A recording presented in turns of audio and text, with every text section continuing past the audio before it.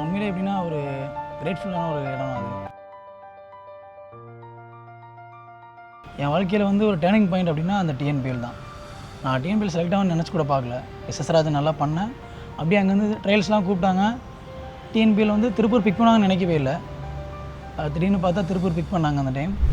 அங்கேருந்து கேம்ப்லாம் போனோம். எல்லாருமே வந்து சீனியர்ஸ் ஆல்ரெடி டிஎன்பிஎல்லாம் ஆடிருக்காங்க. நம்ம புதுசாக ஒரு இடத்துக்கு போகும்போது கொஞ்சம் பயமாக இருந்துச்சு.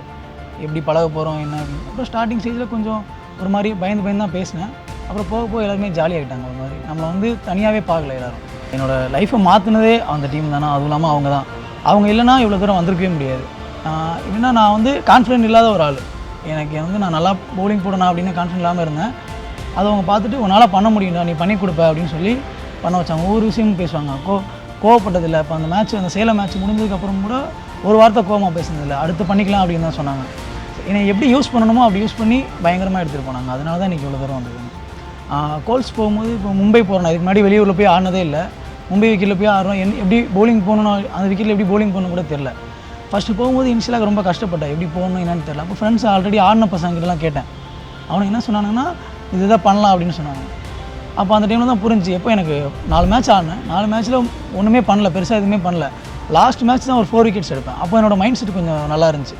இதுதான் இதுக்கு ஏற்ற மாதிரி அடாப்ட் பண்ணிட்டு அப்புறம் போலிங் போட ஆரம்பித்தா விக்கெட் ஆட்டோமேட்டிக்காக கிடச்சிது. உண்மையிலே எஸ்எஸ் ராஜன் வந்து ஒரு நல்ல பிளாட்ஃபார்ம் தான் டிஎன்பிஎல் போகிறதுக்கு.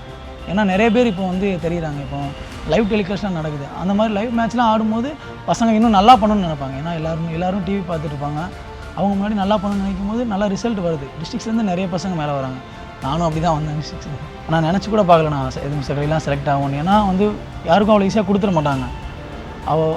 ஏன்னா அவ்வளோ பேர் கஷ்டப்பட்டுருக்காங்க. நிறைய பேர் ஏங்கிட்டு இருக்காங்க. இதெல்லாம் கிடைக்குமா நான் நினச்சி கூட பார்க்கல. என் கண்ணிலேருந்து கண்ணீர் வந்துருச்சு ஸ்குவாடு பார்க்கவும்.